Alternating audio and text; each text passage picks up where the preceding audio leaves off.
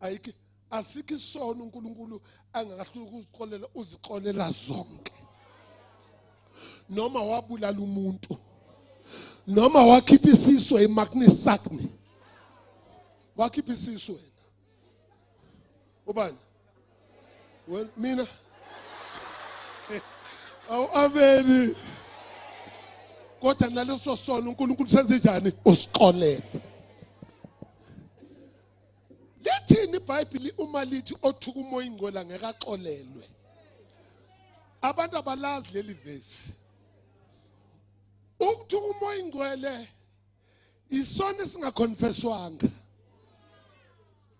Aningizwa. Uzasixolela kanjani uNkulunkulu isono zange usiconfess? Ngoba umoya ingcwele uyacenga uthi mntanami vuma lesi sono. Sivume. Bese uyasivuma bese inkosi iyaxolela.